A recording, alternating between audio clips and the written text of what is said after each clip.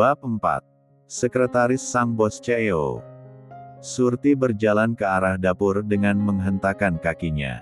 Ia terus menggerutu. Sedangkan Cipto hanya acuh.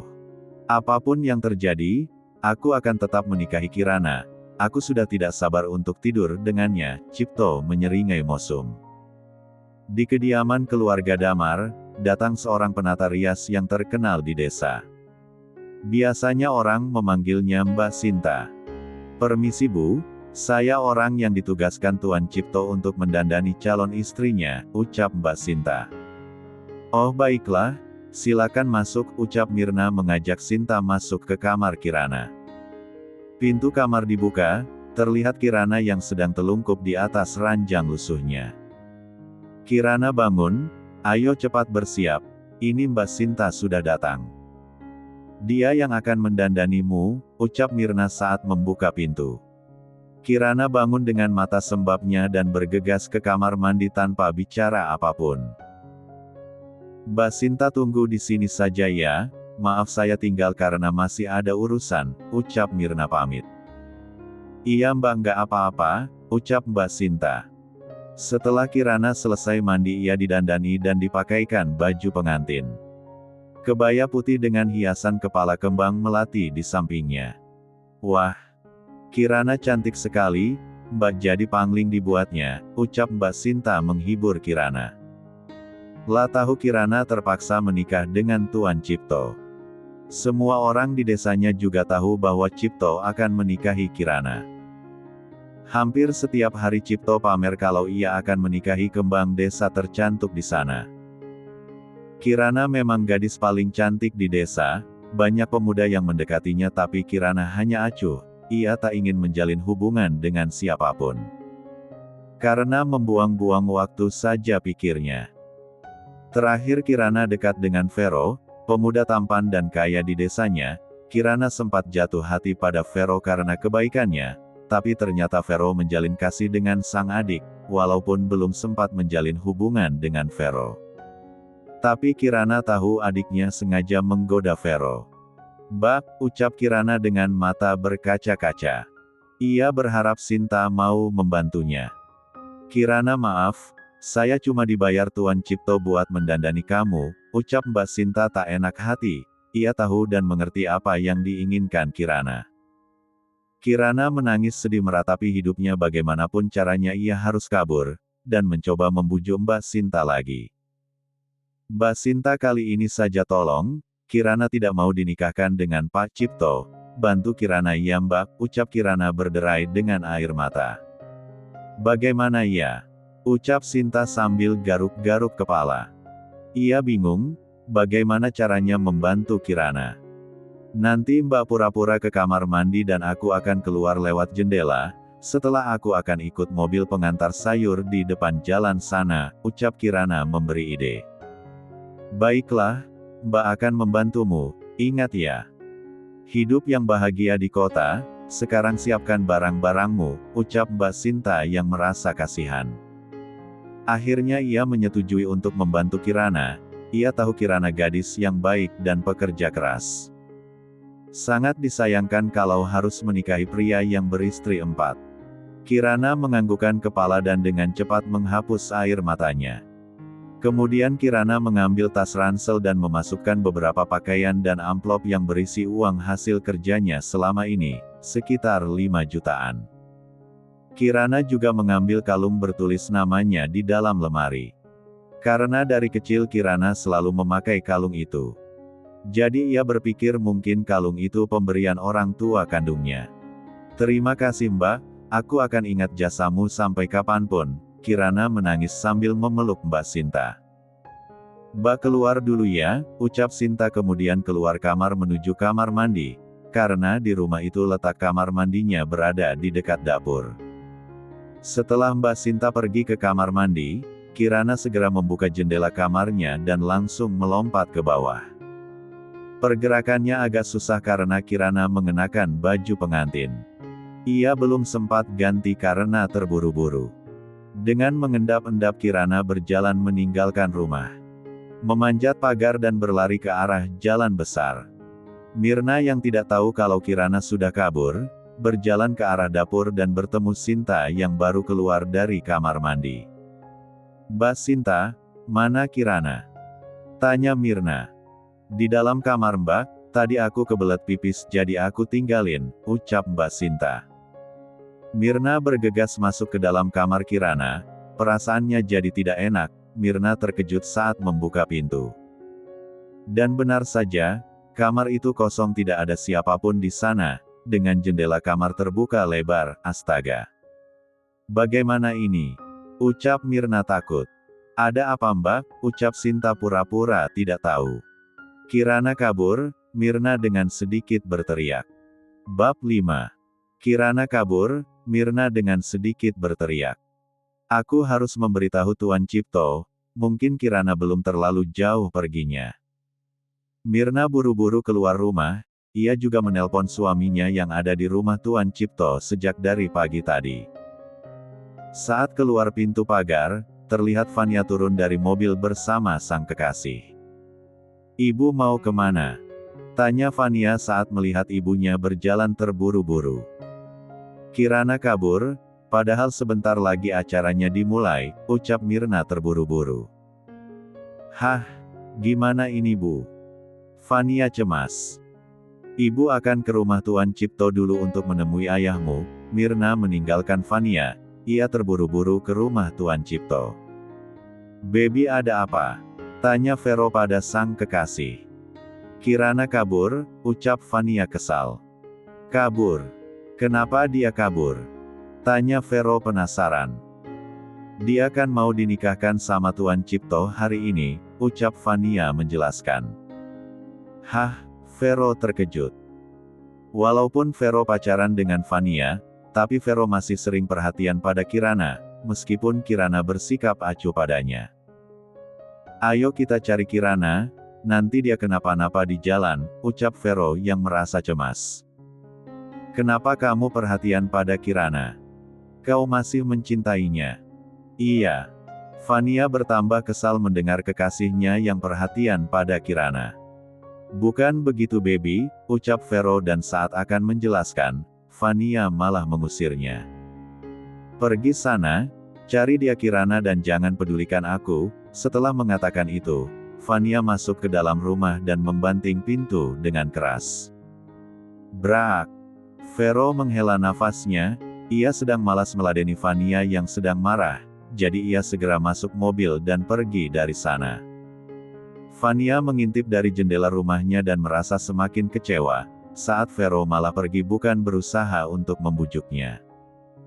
Dia malah pergi, Fania bertambah kesal dan berlari masuk ke dalam kamarnya.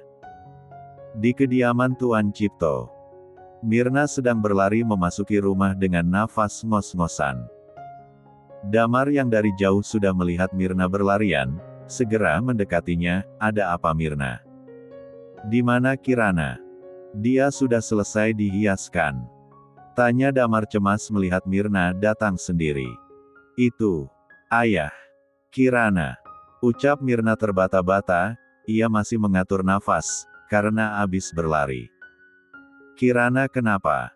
Tiba-tiba Tuan Cipto datang mendekat, ke arah suami istri itu. Tapi mereka berdua tidak menjawab, sehingga membuat Cipto semakin emosi. "Kirana kenapa? Cepat jawab." Suara Tuan Cipto menggelegar, hingga semua orang terkejut. Kirana kabur," jawab Mirna dengan takut. "Apa?" teriak Tuan Cipto, pernikahan yang ia bayangkan di depan mata musnah sudah, ia juga malu pada semua warga, tiap hari Cipto selalu pamer pada warga, dan mengatakan kalau ia akan menikahi Kirana. "Aku tidak mau tahu, cari Kirana sampai dapat, kalau tidak, nyawa kalian taruhannya," Tuan Cipto mengancam.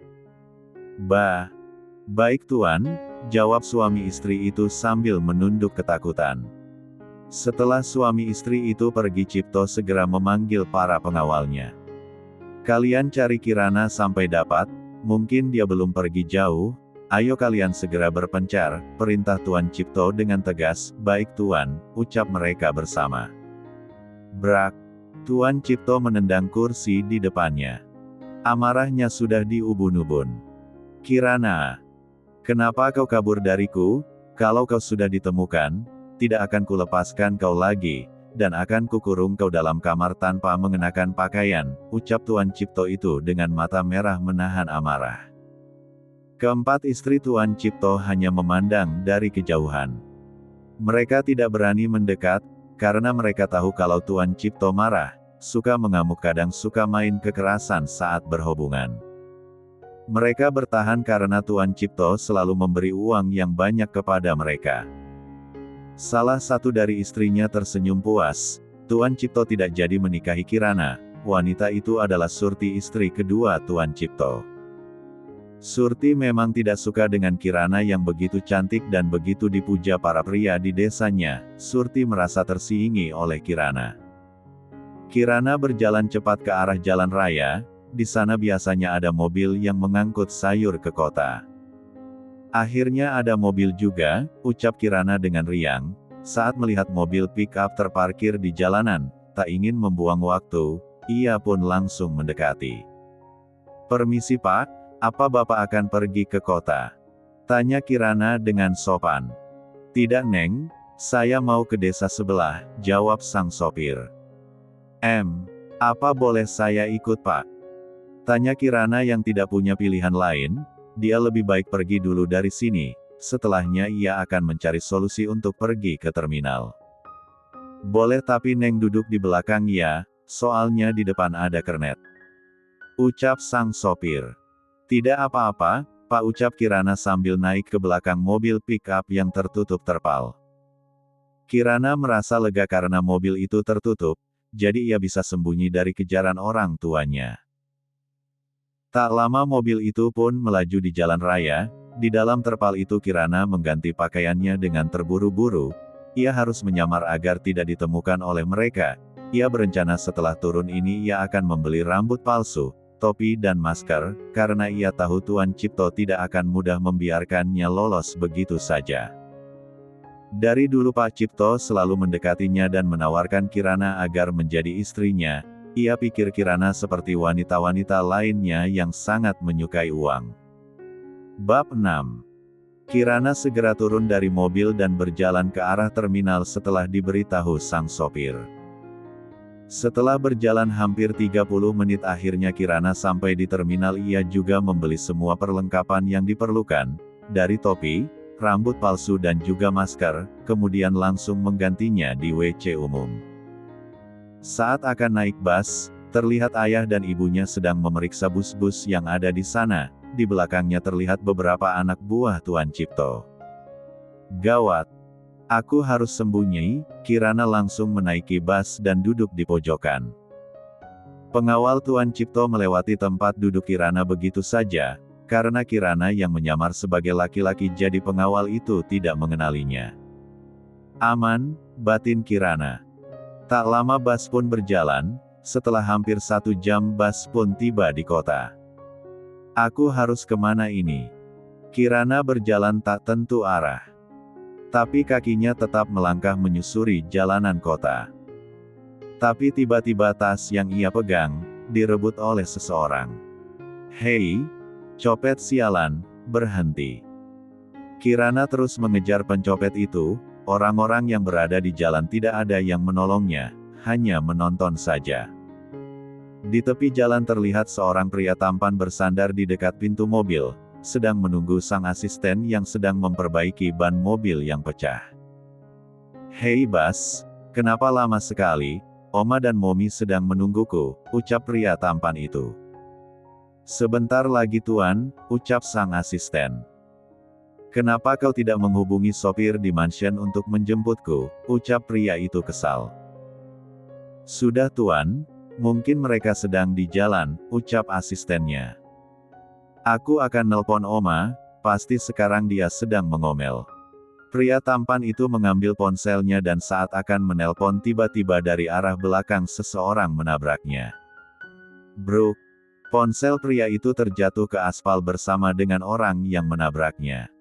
"Sialan, kau mau mati," ucap pria itu marah.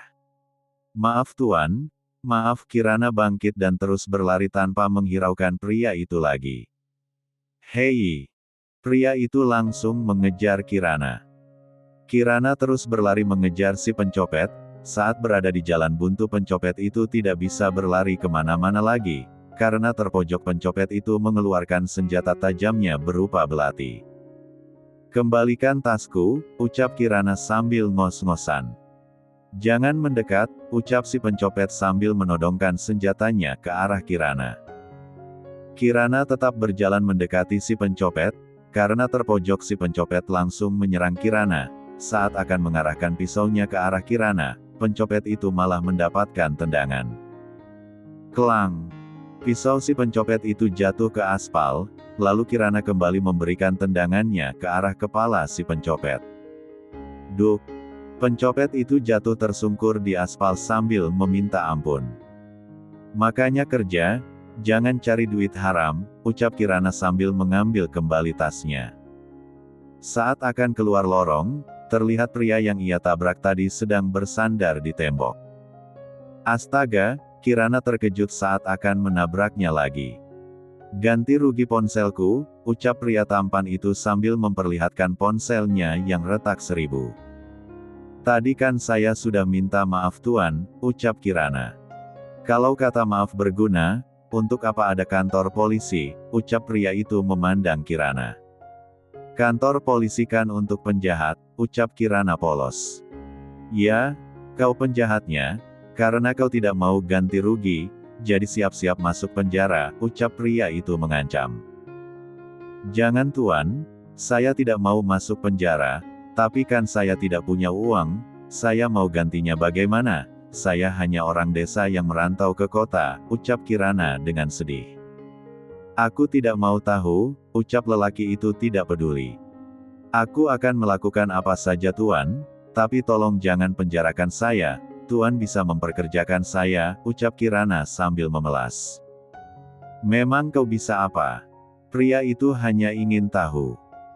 "Saya bisa apa saja Tuan, berkebun, beternak, kuli bangunan, angkat berat, memasak, membersihkan rumah, benerin genteng, dan..." "Cukup, aku tidak ingin mendengarnya lagi," ucap pria itu. Merasa kalau orang di depannya ini serba bisa, jadi pria itu menerimanya. "Baiklah, kau ikut aku bekerja di mansionku," ucap pria itu yang melihat Kirana bisa bela diri, jadi mungkin bisa berguna untuknya. "Terima kasih Tuan," ucap Kirana tersenyum bahagia.